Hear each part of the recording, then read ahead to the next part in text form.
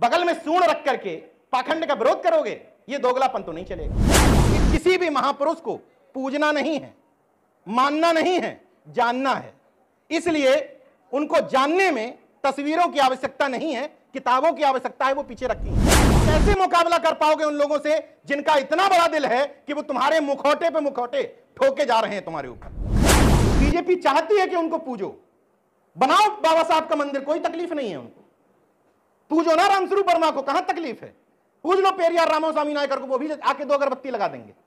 तकलीफ है जब पेरियार रामास्वामी नायकर के विचारों को पढ़ते हुए कहोगे कि ईश्वर है ही नहीं। ये नजीर ढूंढो ना कि कितने ओबीसी के लोगों ने कितने एससी से शादियां कर ली, कितने एससी के लोगों ने कितने ओबीसी से शादियां कर ली। जय भीम, जय भीम, जय मंडल, जय मंडल, जय कर्पूरी, जय कर्पूरी, जय मूल निवासी, जय मूल निवासी। हम सब कुछ करते हैं, बस नफरत वाला जय श्री राम नहीं करते। अगर हम सामाजिक न्याय के मुद्दे पर, बहुजन समाज के मुद्दे पर वास्तव में सजग हैं तो अपनी अपनी जाति का मसीहा ढूंढना बंद कर दो। संत गाडगे की जयंती है तो मुख्य अतिथि धोबी नहीं चाहिए। अगर रामस्वरूप वर्मा की जयंती है तो मुख्य अतिथि कुर्मी नहीं चाहिए। पेरियार ललई यादव की जयंती है तो मुख्य अतिथि यादव नहीं चाहिए। घर के अंदर जो तस्वीरें हैं, घर में एंट्री मारते ही आदमी समझ ना पाए कि किस जाति का घर है, तो बहुजन यूनिटी आएगी। तुम्हारा भाई खुद भाजपाई कैसे हो गया, उस पर सवाल कर नहीं रहे हो। किसकी गलती थी, किसने छोड़ा? और जिस दिन कुर्मी समाज के लोग कर्पूरी ठाकुर जयंती मनाने लगेंगे, जिस दिन नाई समाज के लोग पेरियार ललई यादव की जयंती मनाने लगेंगे, बहुजन कॉन्सेप्ट के लिए ज्यादा परेशान होने की जरूरत नहीं पड़ेगी। अगर आप कुर्सी पर बैठे हैं तो आप कुर्सी पर बैठे हुए उस विश्वकर्मा, प्रजापति, नाई, राजभर, धोबी, भंगी भाई के साथ इंसाफ करो। ये छत्रत्व है। जो लोग 30 साल से अंबेडकर जयंती मना रहे हैं, उनके घरों में कितनी शादियां भंगी में, बसोर में, वाल्मीकि में हैं?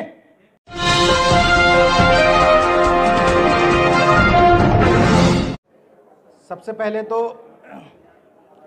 आयोजकों को इस बात के लिए धन्यवाद है कि जिन बातों को बदलने के लिए, क्योंकि तमाम मंचों पर चर्चाएं होती हैं कि बदलना है, बदलाव लाना है, तो सवाल ये भी है कि बदलाव तो लाना है, लेकिन बदलाव किस में लाना है, क्या बदलना है? तो जब इस मंच पर आया तो इसलिए नहीं, जो लोग मेरे स्वभाव से वाकिफ हैं वो अच्छी तरह से जानते हैं कि चाहे आप मुझे मुख्य अतिथि बना दीजिए, चाहे सम्मान से लाद दीजिए, जो बात पसंद नहीं आएगी उसके बारे में बोलूंगा, लेकिन जो बात पसंद आई है वो भी बताना जरूरी है। अगर यहां मौजूद तमाम सारे लोगों को आयोजन का यह तरीका अच्छा लग रहा है तो आयोजन का यही तरीका होना चाहिए। किसी भी अतिथि को माला मत डालिए, सबसे अच्छा तरीका, उसमें समय खर्च करने की कोई आवश्यकता नहीं है। दूसरा शानदार तरीका कि मंच पर कोई भी तस्वीर नहीं है। मैं 100% इस बात का पूरी तरीके से हिमायती हूं कि किसी भी महापुरुष को पूजना नहीं है, मानना नहीं है, जानना है। इसलिए उनको जानने में तस्वीरों की आवश्यकता नहीं है, किताबों की आवश्यकता है, वो पीछे रखी हैं। तो जानना चाहते हैं तो किताबों में उनके विचार मिल जाएंगे। इस बात के लिए धन्यवाद देना चाहता हूं। इस बात के लिए भी धन्यवाद देना चाहता हूं कि मंच पर कोई समानता का व्यवहार रखा आपने, वक्ता हो, अतिथि हो, कोई भी हो, एक समानता रखी। बीजेपी और आरएसएस से आप कुछ सीख पाओ या ना सीख पाओ, लेकिन बड़प्पन सीखना चाहिए, बड़ा दिल दिखाना सीखना चाहिए। किसी भी कार्यक्रम में जिस भी व्यक्ति को मंच से बोलने को मिल जाए उससे आप पूछिए कार्यक्रम कैसा रहा।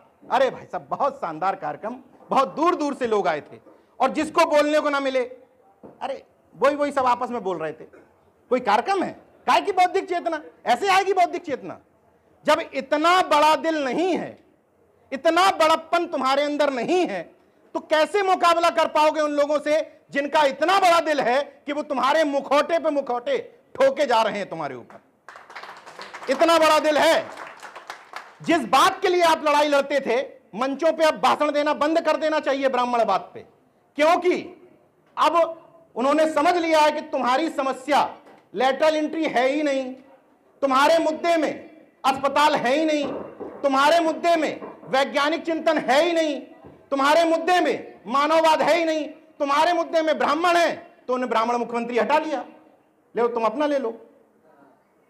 आज डिमांड यह है ना कि ठाकुर मुख्यमंत्री है, कल के दिन कुर्मी भी मिल सकता है बीजेपी की तरफ से, यादव भी मिल सकता है, मौर्य भी मिल सकता है, और एससी की डिमांड करोगे तो दलित भी मिल सकता है, चमार, खटीक, बसोर कोई भी बन सकता है, क्योंकि लगाम उन्हीं के पास होती है। मिल तो गया ओबीसी प्रधानमंत्री, मिल तो गया दलित राष्ट्रपति, और अब मिलने जा रही है आदिवासी राष्ट्रपति। तो क्या हुआ? इसलिए बदलते वक्त के साथ अपनी डिमांड्स बदलना है। बागी जी ने बड़ी अच्छी बात यह कही कि हमें मूर्तियों में नहीं पूजना है।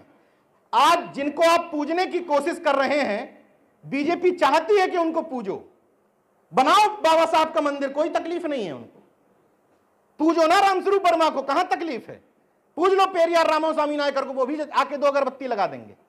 तकलीफ है जब पेरियार रामास्वामी नायकर के विचारों को पढ़ते हुए कहोगे कि ईश्वर है ही नहीं, तकलीफ यहां पर है। इसलिए हम किसी को गाली ना दें, बल्कि उनसे सीखने की कोशिश करें। मैंने तो बहुत सीखा बीजेपी से, फैक्ट बता रहा हूं। और क्या सीखा? हो सकता है कि मैं कहीं पर सुन लूं कि ओम प्रकाश बागी जी या सागर जी इसी मंच, इसी कमरे के अंदर मेरा विरोध कर रहे थे, कह रहे थे यार वो ठीक आदमी नहीं, अपने एटीट्यूड में रहता है।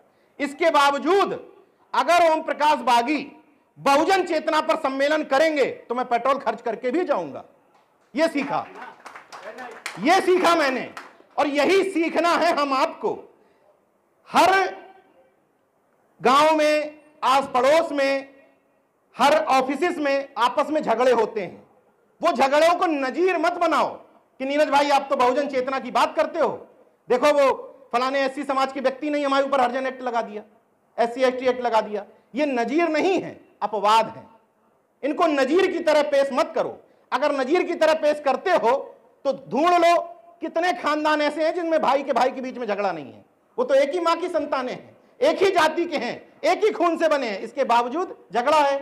तो फिर ये नजीर क्यों ढूंढते हो? ये नजीर ढूंढो ना कि कितने ओबीसी के लोगों ने कितने एससी से शादियां कर ली, कितने एससी के लोगों ने कितने ओबीसी से शादियां कर ली। और जब ढूंढोगे तो नजीर मिलेंगी। जिस तरह का माइंडसेट रखोगे उसी तरह की पॉजिटिविटी आपके पास आती है। इस पूरे नफरत के माहौल में मैं क्यों नहीं डरता हूं? हर रोज मेरे बगल से कोई गिरफ्तार हो जा रहा है, कोई किसी संगठन पे मुकदमा दर्ज हो रहा है, मैं क्यों नहीं डरता हूं? मैं आप लोगों में पॉजिटिविटी ढूंढता हूं। उसी सकारात्मकता के तहत हम सबको काम करने की जरूरत है। इसलिए आप लोगों से अपील कर रहा हूं। मैं छोटी छोटी अपील करता हूं, बड़ी वाली नहीं जिसपे आपको करोड़ों रुपए इकट्ठे करने हैं, बेहद सामान्य अपील। अगर इस तरह के कार्यक्रम, एक और देखिए इस बैनर पे खासियत, जब मुझे कार्ड भेजा गया, किसी संगठन का नाम है इस पे? दिख रहा है दूर दूर तक? यह भी करना है, क्योंकि सबसे बड़ी तकलीफ, जाति के संगठन की बात किसी ने कही थी, जाति संगठन छोड़ो, जो बहुजन विचारधारा के संगठन हैं उनमें बड़ी तकलीफें हैं अंदर अंदर। वो जय भीम करते हैं, जय भीम तो व्यक्ति विशेष की बात हो गई, हम जय मूल्यवासी करते हैं। जय मूल्यवासी पुराने दर्जे की बात हो गई, हम जय अर्जक करते हैं। जय अर्जक, अब यार अर्जक अर्जक पुरानी बात हो गई, हम जय जीवी करते हैं। अरे भाई, मेरा सिर्फ इतना कहना है कि मौजूदा समय की परिस्थितियों के हिसाब से जय भीम जय भीम, जय मंडल जय मंडल, जय कर्पूरी जय कर्पूरी, जय मूल्यवासी जय मूल्यवासी, हम सब कुछ करते हैं, बस नफरत वाला जय श्री राम नहीं करते हैं। कम से कम जो हमारी तरफ खड़े हैं, मेरे एक बड़े बुजुर्ग बोल रहे थे, मेरे बड़े भाई की तरह बोल रहे थे, धम्म की बात कर रहे थे। मैं भी साइंटिफिक टेम्परामेंट का व्यक्ति हूं। मैं भी नहीं चाहता कि किसी भी तरह का पाखंड अपने जीवन में लागू करूं। मेरा बेटा हुआ कबीर, मैंने तमाम सारी पद्धतियों, मैं देखिए अर्जक संघ को मानता हूं, लेकिन अक्षरशः गुलाम अर्जक संघ का भी नहीं हूं। मैं अनुयायी हूं, भक्त किसी का नहीं हूं। राम स्वरूप वर्मा, पेरियार ललई को मानता हूं, लेकिन अक्षरशः उनका गुलाम नहीं हूं। क्योंकि यही लोग हमसे कह गए कि हमें पढ़ो, जितना समझ में आए उतना मानो, ना समझ में आए तो ना मानो। इसलिए मैं अंबेडकरवादी भी हूं, मैं अर्जकवादी भी हूं, मैं बामसेब से भी जुड़ा हूं। दुनिया भर के जितने संगठन हैं, सरदार सेना है, जो भी, क्योंकि हमने इनसे सीखा कि आपस में ब्राह्मण खूब लड़ लेंगे, एक दूसरे की बुराई कर लेंगे, जब ओबीसी एससी को नुकसान पहुंचाने की बात आएगी तो एक हो जाएंगे। तो कम से कम आपसी लड़ाई खूब लड़ लो। ऐसा कैसे संभव है? हम आप इंसान हैं और इंसान के अंदर ह्यूमन एरर होंगे, हमारे भी अंदर भी ह्यूमन एरर है। तो उन ह्यूमन एरर में आप कभी कभी पड़ोसी से लड़ लेते हो, झगड़ा कर लेते हो, बहुजन समाज में आपस में लड़ाइयां हो जाती हैं, लड़ लो, सर भी फोड़ लो, लेकिन मुद्दे के लिए एक हो जाओ। बस इतना अनुरोध है कि कम से कम मुद्दे के लिए एक हो जाओ। तो बहुजन यूनिटी कैसे बनेगी? जब हम मुद्दों पर फोकस करेंगे। मौजूदा दौर में बहुजन समाज दो धड़ों में बटा है। बहुजन समाज की हर जातियां दो धड़े में बटी हैं। एक धड़ा वो जो मोदी योगी की मानसिकता का, यानी कि नफरतवादी मानसिकता का गुलाम है। एक धड़ा वो जो मानववादी है और वैज्ञानिक दृष्टिकोण और तार्किक ढंग से बात रखना चाहता है। मगर इसमें भी लोचा है। अगर कोई कुर्मी तार्किक और मानववादी है, समझिएगा, तो उसके लिए सामाजिक न्याय तब है जब उसकी जाति का कोई व्यक्ति सामाजिक न्याय की बात करे तब। और यादव अगर सामाजिक न्याय वाला है, मोदी का विरोधी है, ललई यादव वाला है, तो उसका सामाजिक न्याय तब फूटेगा अंदर से जब कोई यादव सामाजिक न्याय की बात कर दे तब। अब विभिन्न जातियों का नाम लेने की जरूरत है नहीं। इससे हुआ क्या? हुआ ये कि लोगों ने अपनी बपौती मान लिया आपको कि हम इनका काम करें ना करें, हम इनसे मिले ना मिले, इनको दोयम दर्जे का व्यक्ति भी माने, इसके बावजूद हम साल 2 साल में कभी भी संसद में 2 मिनट का भाषण बोल देंगे, वही क्लिप को ये लोग 2 साल टहलाएंगे। क्यों? क्योंकि सामाजिक न्याय अपनी जाति में ढूंढना है। तो बहुजन एकता बनेगी कैसे? ओम प्रकाश राजभर अच्छा काम कर रहा है तो क्या तारीफ नहीं कर सकते हम लोग? चंद्रशेखर अच्छा काम कर रहे हैं तो क्या हम लोग तारीफ नहीं कर सकते हैं? जयंत चौधरी अच्छा काम कर दे तो क्या तारीफ नहीं कर सकते हैं? लेकिन सामाजिक न्याय तो जाति में ढूंढना है कि अनुप्रिया पटेल कभी तो बोल दो यार 2 मिनट, वही हम समाज को दिखाएंगे, देखो बोल दिया, दीदी ने बोल दिया, दीदी ने बोल दिया। अखिलेश यादव कभी तो बोल दो यार जातिगत जनगणना में, उसी को हम टहलाते रहेंगे 1 साल तक, देखो अखिलेश भैया बोले थे। इससे हुआ क्या? आप बपौती बन गए, बपौती। अगर हम सामाजिक न्याय के मुद्दे पर, बहुजन समाज के मुद्दे पर वास्तव में सजग हैं तो अपनी अपनी जाति का मसीहा ढूंढना बंद कर दो, बिल्कुल बंद कर दो। मैं कतई इस बात के खिलाफ हूं कि कुर्मी अगर सामाजिक न्याय वाला है तो मुझे बुलाए, लक्ष्मण यादव को क्यों नहीं बुलाएगा? क्यों नहीं बुलाएगा? भानु प्रताप जी को क्यों नहीं बुलाएगा? ये जो सिलेक्टिव सामाजिक न्याय है ये भी आपको अंदर से खोखला कर रहा है। मेरा ये भाषण उन लोगों के लिए नहीं है जो गांव घर में रहते हैं, मेरा ये आज का व्याख्यान उन लोगों के लिए है जो अपने आप को जागरूक मानते हैं। और हम लोग गलतफहमी में हैं कि हम जागरूक हैं और हमको जाकर गांव की जनता को जागरूक करना है। हम कतई जागरूक नहीं हैं। आपके 10 फेसबुक पोस्ट से पता चल जाता है कि आप किस जाति के हैं। आप जिस महापुरुष की तस्वीर भेंट करते हैं उससे पता चल जाता है आप किस जाति के हैं। फिर कैसे बहुजन हैं आप? तरीका यह होना चाहिए कि संत गाड़गे की जयंती है तो मुख्य अतिथि धोबी नहीं चाहिए। अगर रामस्वरूप वर्मा की जयंती है तो मुख्य अतिथि कुर्मी नहीं चाहिए। पेरियार ललई यादव की जयंती है तो मुख्य अतिथि यादव नहीं चाहिए। बल्कि कार्ड इस तरह का हो कि कंफ्यूजन पैदा हो जाए कि कार्यक्रम कर कौन रहा है। यह बहुजन एकता है। अगर आपके कार्ड से यह झलक जाता है कि आयोजक किस जाति का है तो आप बहुजन का काम नहीं कर रहे हैं, दुकान चला रहे हैं। बिल्कुल फैक्ट बता रहा हूं।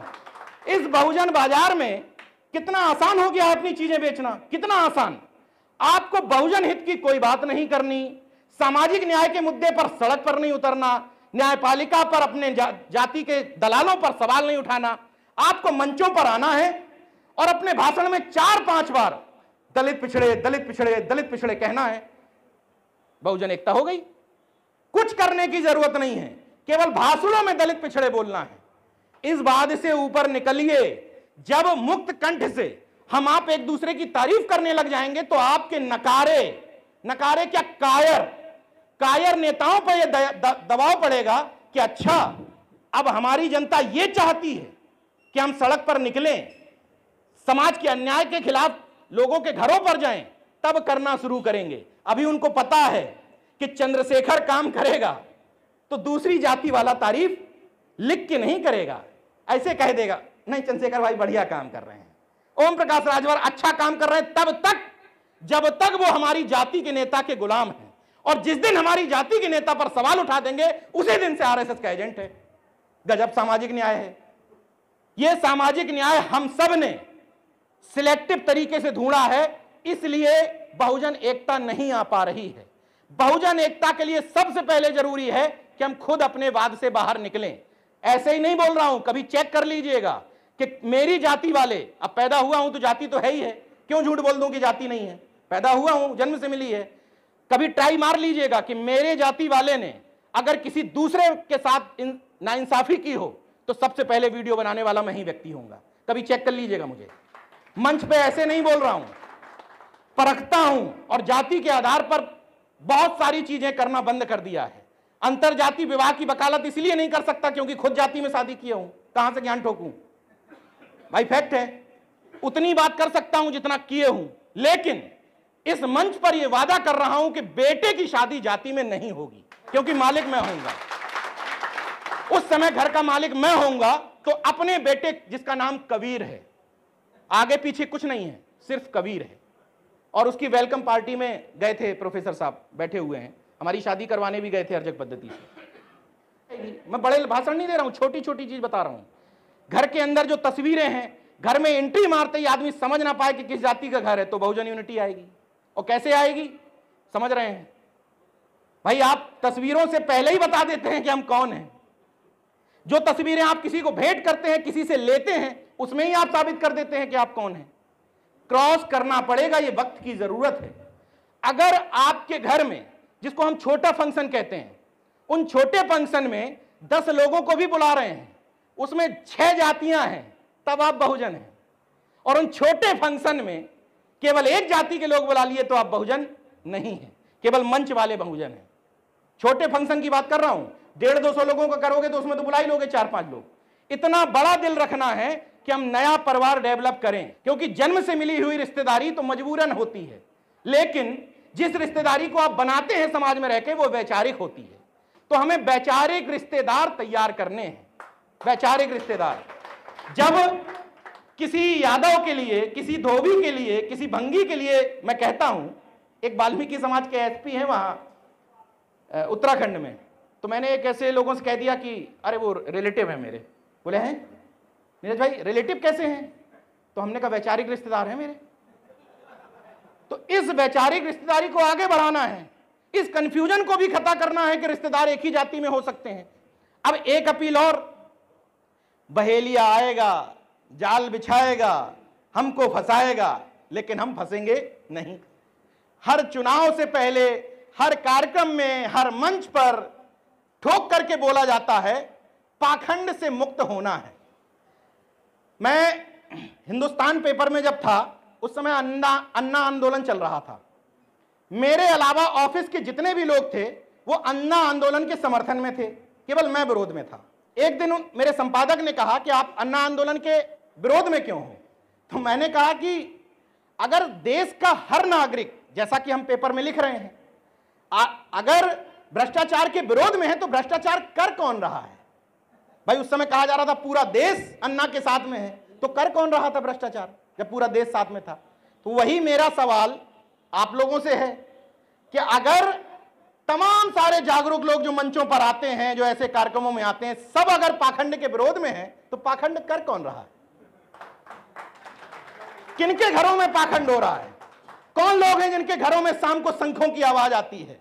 कौन लोग हैं जो इस बात को जस्टिफाई करते हैं कि नीरज भाई हम तो नहीं मानते हैं, वो किसी कार्यक्रम में गए तो सूंड वाले दे दिए होंगे, किसी ने तो रख लिए बगल में सूंड रख करके पाखंड का विरोध करोगे? ये दोगलापन तो नहीं चलेगा। तो मेरा अनुरोध जागरूक लोगों से है, अभी गांव तक तो पहुंचना बहुत बहुत दूर की बात है। वो जागरूक लोग जो डीजी लेवल पर बैठे हैं, प्रमुख सचिव लेवल पर बैठे हैं, वो हाथ में धागा बांधते हैं ये कहते हुए कि शायद इसी की वजह से पोस्टिंग ठीक मिल जाए। मतलब धागे से ट्रांसफर पोस्टिंग तय करने वाले लोग कितने जागरूक हैं। इसीलिए मैं इस बात का सख्त विरोधी हूं कि बाबा साहब को अगरबत्ती दिखाई जाए, तथागत बुद्ध के सामने खीर रख दी जाए। मैं सख्त इस बात पर ऐतराज करता हूं। बाबा साहब की एनिलेशन ऑफ कास्ट पढ़ लीजिए, बहुजन कॉन्सेप्ट का मतलब समझ में आ जाएगा।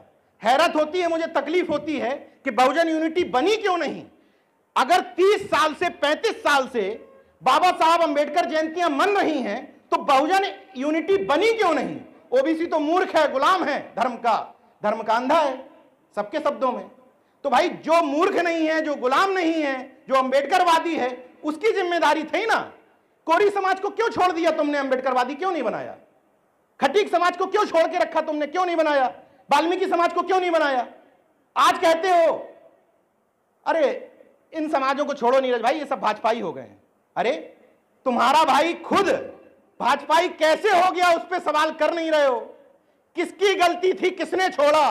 आज भी कह रहा हूं कि तमाम सारी जयंतियों पर अगर जैसे कुर्मी की दुकान ठीक ठाक चल रही है, हाँ पर्याप्त दुकान, 41 विधायक हैं अपने डीएमईए में, ठीक ठाक दुकानदारी चल रही है, तो ज्यादा दिक्कत की जरूरत नहीं है, यादवों को भी ज्यादा ट्राई मारने की जरूरत नहीं है। मगर अगर नाई समाज को पूछोगे, सम्मान दोगे, तो तुम्हारे साथ सर कटाने को भी तैयार हो जाएगा, क्योंकि कोई दूसरा पूछ ही नहीं रहा है। होता क्या है, बहुजन एकता के नाम पर कुर्मी ने कार्यक्रम किया, हम चेंज हो गए, हम बहुजन एकता की बात करते हैं, तो उसमें मैक्सिमम कुर्मी, छौका मारने के लिए एक यादव, एक आध एससी में चमार, बहुजन एकता पूरी। हाँ, छौका मारने के लिए एक एक रख लेते हैं, बहुजन एकता पूरी। बहुजन एकता का मतलब पता क्या है? जब कार्यक्रम करो तो प्रजापति उसमें मंच पे बैठा हो, विश्वकर्मा मंच पे बैठा हो, चौरसिया मंच पे बैठा हो, कश्यप मंच पे बैठा हो, ये बहुजन यूनिटी आएगी। और जिस दिन कुर्मी समाज के लोग कर्पूरी ठाकुर जयंती मनाने लगेंगे, जिस दिन नाई समाज के लोग पेरियार ललई यादव की जयंती मनाने लगेंगे, बहुजन कॉन्सेप्ट के लिए ज्यादा परेशान होने की जरूरत नहीं पड़ेगी। मगर अभी दिक्कत यही है, तकलीफ यही है कि एक कार्यक्रम में मुझे एसपी नंद ले गए कर्पूरी ठाकुर जी के प्रोग्राम में। मैंने कहा कि अगर इस मंच से मैं कह दूं कि नाई समाज के लोगों को आयोजक नहीं बनना चाहिए तो करेगा कौन? यह भी बड़ा सवाल है। अगर नाई समाज कर्पूरी ठाकुर की जयंती नहीं मना रहा है तो मना कौन रहा है? मैं कैसे उनको मना कर दूं कि ना मनाओ? इसीलिए मैं कह रहा हूं कि जिम्मेदारी उनकी है जो छात्रत्व लादे हुए हैं अपने ऊपर। उनकी जिम्मेदारी है कि छोटे भाइयों को उठा करके गले लगाओ, क्योंकि पैसा भी है, संसाधन भी है और सक्षम भी हो। तो तुम्हारी जिम्मेदारी है कि तुम सब भाइयों को एक साथ एकता के सूत्र में पिरो। मैंने मिर्जापुर के कार्यक्रम में बोला था, रिपीट कर देता हूं ये बात, कि जिन लोगों को छत्रत्व लादने का शौक है अपने ऊपर, पिछड़ी जातियों को, उनके, मैं ये नहीं कह रहा कि आप पहले राजे महाराजे नहीं थे। कौन सी जाति यहां बैठी है जिसके पुरखे राजे महाराजे नहीं थे?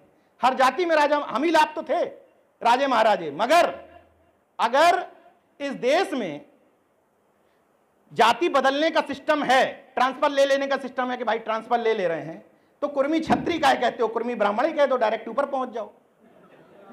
अगर ट्रांसफर लेने का सिस्टम है तो अहिर छत्री, निषाद भी बोलते हैं, जल पछाड़ छत्री, पाल छत्री और मौर्यवंशी छत्री, तो छत्री काहे बन रहे हो यार? ट्रांसफर ले रहे हो तो ब्राह्मण में ले लो, डायरेक्ट नंबर 1 बैठ जाओगे। अब तुम खुद अपने आप को कह रहे हो कि हम 2 दर्जे के हैं। तो अब आ जाते हैं कि वो छत्रित्व कौन सा है। अगर अपने ऊपर छत्रित्व लादे हो तो वो छत्रित्व पता कौन सा है? उस छत्रित्व का मुझे जो समझ में आता है, मतलब वो ये छत्रित्व है कि अगर आपके सामने, वो जातियां जो छत्रित्व लादे हैं उनकी बात कर रहा हूं, अगर आपके सामने किसी कमजोर भाई को सताया जा रहा है तो आप उससे पहले लड़ने के लिए खड़े हो जाओ, ये छत्रित्व है। अगर आप कुर्सी पर बैठे हैं तो आप कुर्सी पर बैठे हुए उस विश्वकर्मा, प्रजापति, नाई, राजभा, धोबी, भंगी भाई के साथ इंसाफ करो, यह छत्रित्व है। तो कम से कम अगर छत्रित्व लादते हैं तो छत्रित्व की परिभाषा यही गढ़ लें कि हम अपने पास से वास्तविक न्यायिक चरित्र है। जैसे हम कहते हैं ना कि एक जाति में न्यायिक चरित्र नहीं है, तो अगर हमारे अंदर न्यायिक चरित्र है तो हम कम से कम इंसाफ की बात करना सीखें। जब बैकवर्ड को ठोको तो बड़ा अच्छा लगता है, लेकिन किसी जाटों से पूछ लो कि भंगी के यहां शादी करोगे, नहीं, हमसे नीचे होते हैं। जाति की व्यवस्था इतना बढ़िया सिस्टम है, उसमें किसी को कुछ करने की जरूरत नहीं है। ऊपर वाले ने हमसे कहा, हमने और नीचे देखा, हमने नीचे की तरफ देखा, उसने और नीचे देखा, फिर उनने और नीचे देखा, और सब अपने अहम में संतुष्ट होते रहे। अरे हमसे नीचे है, हम तो उच्च हैं, वो निम्न है। और इसी उच्च नीचे, भाई आप बताओ, बैकवर्ड को तो सब गाली देते हैं, मुझे यही बताओ कि जो लोग 30 साल से अंबेडकर जयंती मना रहे हैं, उनके घरों में कितनी शादियां भंगी में, बसोर में, वाल्मीकि में हैं? अब यही कह दो तो खराब आदमी हूं।